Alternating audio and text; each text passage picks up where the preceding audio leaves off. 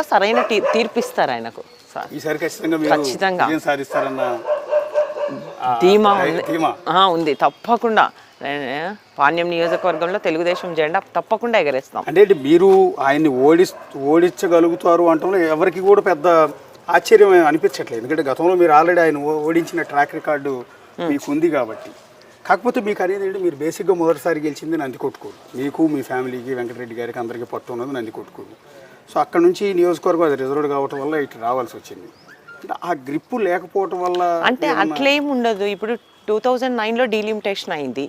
2009లో తను కాంగ్రెస్ పార్టీ నుంచి పోటీ చేయడం జరిగింది. 14లో నేను గెలిచాను కదా. అంటే ఈ కొత్త నియోజకవర్గం డీలిమిటేషన్ అయిన తర్వాత ఈ పాణ్యం నియోజకవర్గానికి 5 నియోజకవర్గాల నుంచి 5 మండలాలు, ఒక్కొక్క నియోజకవర్గం నుంచి ఒక మండలం ఆయనైనా అంతే. ఇప్పుడు 2009లో 19లో నేను ఒకసారి, ఆయన 2 సార్లు అంతే. దీంట్లో ఏం పెద్ద 6 సార్ల చరిత్ర ఈడ కొత్త దానికి ఏం లేదు. అప్పుడు ఆ పడగానపల్లె వాళ్ళు అక్కడ గెలిపించారు కానీ ఇక్కడ ఏముండదు, అంత సీన్ ఏముండదు ఇక్కడ. ఈసారి ఖచ్చితంగా గౌరీ చరితారెడ్డి గారు ఎమ్మెల్యేగా అసెంబ్లీలో అడుగు పెడతారు 100%. అంటే రాయలసీమ నుంచి ఒకవేళ 6 సార్లు ఎమ్మెల్యేగా గెలిచిన వ్యక్తిని ఓడించి మీరు పాణ్యం లాంటి చోట నుంచి అసెంబ్లీలోకి వెళ్తే ఒకవేళ మీ ప్రభుత్వం వస్తే క్యాబినెట్లో కూడా చరితారెడ్డి గారిని చూసే అవకాశం ఉంటుంది కదా, అంటే మహిళా కేటగిరీలో.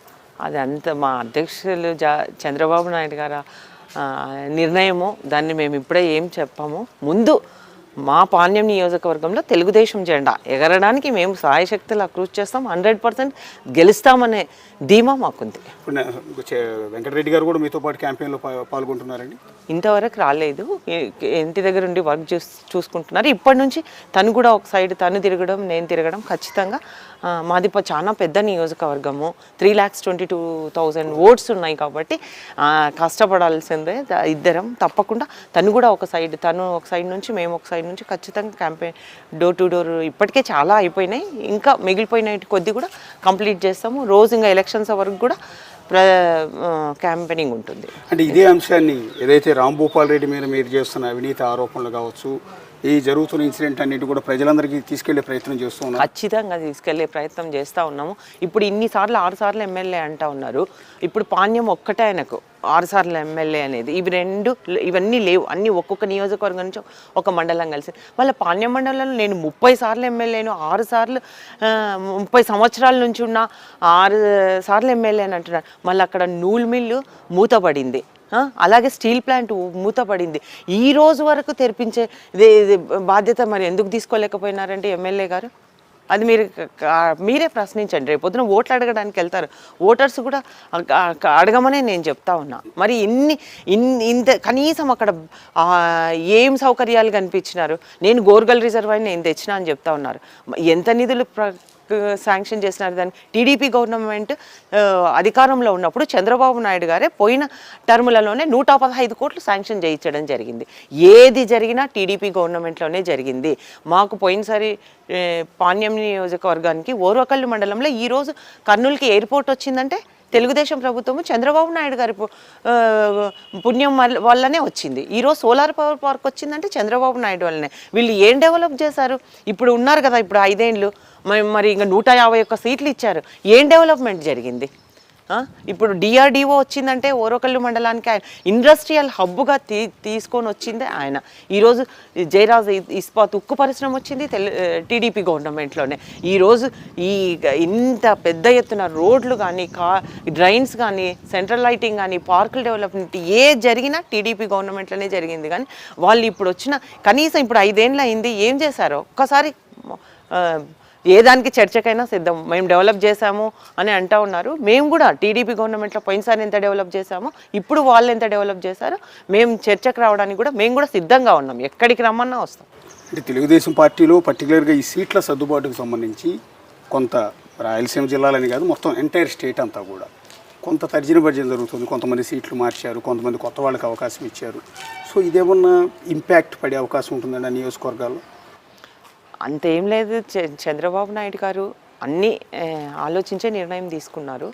కానీ ఏదన్నా సర్దుబాటు విషయంలో ఏదన్నా వచ్చినా కానీ అది అధిష్టానము, చంద్రబాబు నాయుడు గారు, లోకేష్ గారు, పవన్ కళ్యాణ్ గారు ముగ్గురు వాళ్ళు కలిసి దీన్ని ఏమన్నా సమస్యలు ఉన్నా కానీ సమసిపోయేటట్లు చేస్తారు. ఆ నిర్ణయం అంతా అధిష్టానం అంటే వాళ్ళు ఎవరికి ఎక్కడ కేటాయిస్తే దానికి కట్టుబడి ప్రతి ఒక్కరూ పనిచేయడం జరుగుతుంది. అంతేకాకుండా తెలుగుదేశం పార్టీ ఈ రాష్ట్రానికి చంద్రబాబు నాయుడు గారు ముఖ్యమంత్రి కావడం చాలా అవసరం.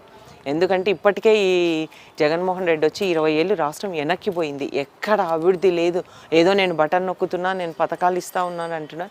ఎవరికి వస్తూ ఉన్నాయి ఇవన్నీ రాష్ట్ర ప్రజలు గమనిస్తూ ఉన్నారు.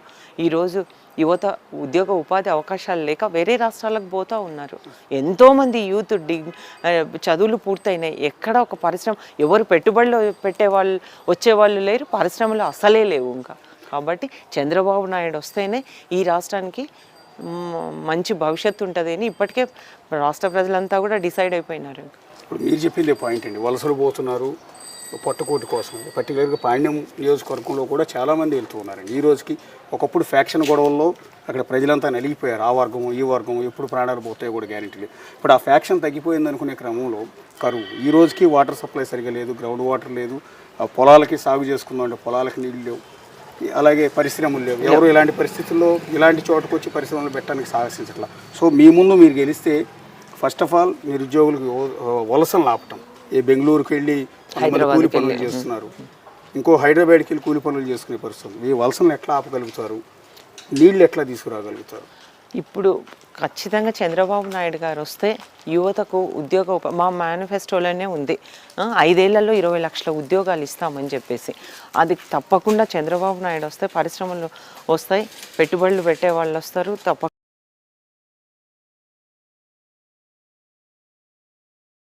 ఉద్యోగ ఉపాధి అవకాశాలు వస్తాయన్న నమ్మకం ఒకటి ఉంది.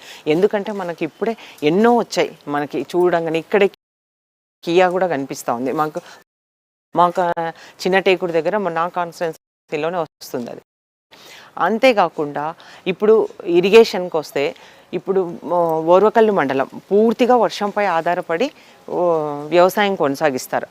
ఆ మండలంలో ఈసారి వట్టి కరువు, వర్షాలు లేక చాలా నష్టపోవడం జరిగింది. కనీసం రైతులకు నష్టపరిహారం ఇచ్చిన పాపాన్న ఈ ప్రభుత్వానికి లేదు. కాబట్టి మేము ఒకటే కోరుతున్నాం, అక్కడ హంద్రీనీవా నుంచి లిఫ్ట్ ఏర్పాటు చేస్తే పూడిచెర్ల దగ్గర, అక్కడ నుంచి చెరువులన్నీ, ఇప్పుడు నన్నూరు చెరువు ఉంది, అక్కడ కొమ్మ చెరువు ఉంది, అలాగే శకునాల చెరువు ఉంది. ఆ చెరువులన్నిటిని నింపినట్లయితే గ్రౌండ్ వాటర్ పెరుగుతుంది, అలాగే తాగునీటికి కూడా ఎలాంటి ఇబ్బంది ఉండదు. కాబట్టి మేము తప్పకుండా అధికారంలోకి వస్తే ఈ రైతుల కోసం అయితేనేమి, అట్లే పాణ్యంలో గోరుగల్లు రిజర్వాయర్ ఉంది, ఆ నీళ్ళన్నీ కడపకి వెళ్తాయి. కానీ అక్కడ కనీసం అవి లీకేజ్లు మాత్రమే వాడుకోవడం జరుగుతూ ఉంది. కాబట్టి ఎక్కడ చూడు మనము ఆ కాలువలకి తూములు ఏర్పాటు చేసినట్లయితే అక్కడ కూడా ఆ ప్రాంతం అంతా కూడా చెరువులకు నీళ్ళు వచ్చి సస్యశ్యామలం అవుతుంది. కాబట్టి ఇవన్నీ మా దృష్టిలో ఉన్నాయి. అట్లాగే గడివేముల మండలానికి వెళ్తే అక్కడ కూడా అలగనూరు రిజర్వాయర్ అది గండిపడింది. కనీసం ఒక 3 కోట్లు ఖర్చు పెడితే ఇప్పుడున్న ఎమ్మెల్యే గారు అది పని పూర్తయ్యేది. కానీ కాంట్రాక్టర్ వచ్చారు, ఈ ప్రభుత్వం నిధులు ఇవ్వలేకపోవడం వల్ల అది పని చేయలేదు. దానివల్ల 4 ఇయర్స్ అయింది, ఇప్పటికీ రైతులకు సాగునీరు లేదు. మరి ఎంత నష్టపోతూ ఉన్నారు రైతులు. అది ఇప్పుడు ఆ గండి పెద్దగా మారిపోయి ఇప్పుడు 30 కోట్లకు వచ్చింది. ప్రపోజల్స్ 30 కోట్లకు పోయినాయి. కాబట్టి కనీసము 3 కోట్లను కూడా మీరు ఇప్పించలేకపోతే ఇప్పుడు 30 కోట్లకి వెళ్ళి ఎంత నష్టపోవడం జరుగుతుంది. కాబట్టి ఈ ఇరిగేషన్ మీద కూడా ఎక్కువ ఇంపార్టెన్స్ ఇస్తాము. తప్పకుండా యువతకు ఉద్యోగ ఉపాధి అవకాశాల కోసము ఇంపార్టెన్స్ ఇవ్వడం జరుగుతుంది. అంతేకాకుండా ముఖ్యంగా ఈ కర్నూలు మాకు 16 వార్డులు వస్తాయి. ఈ మా పాణ్యం నియోజకవర్గం తాగునీటి సమస్య విపరీతంగా ఉంది. అంతేకాకుండా డే బై డే రోజు రావు, అంటే కర్నూలు వాళ్ళకు రోజు వస్తాయి, మాకు పాణ్యంలో ఉన్న 16 వార్డులకు మాత్రం డే బై డే వస్తాయి. రోజు ఆదాయం వచ్చేదంతా మా నుంచే ఈ కార్పొరేషన్కు. అంటే అంత అవుట్స్కర్ట్స్ ఏరియా ఎక్స్టెన్షన్ అవుతూ ఉంది. అందరు మా ఎక్కువ ఫండ్స్ వచ్చేది మా నుంచే, కానీ మాకైతే నీళ్ళు రావు. కాబట్టి ఖచ్చితంగా మేము అధికారంలోకి వస్తే రోజు నీళ్ళు ఇచ్చేది కూడా మాకు ప్రధాన సమస్యగా మేము ప్రజలకు హామీ ఇస్తాము. అది మా ప్రభుత్వం అధికారంలోకి వచ్చినాక మొదటి ప్రాధాన్యతగా చేసి దాన్ని తీరుస్తామని కూడా తెలియజేసుకుంటాం. ఇది పూర్తిగా మీ వ్యక్తిగతానికి సంబంధించింది, రాజకీయాలకు సంబంధించింది కాదు.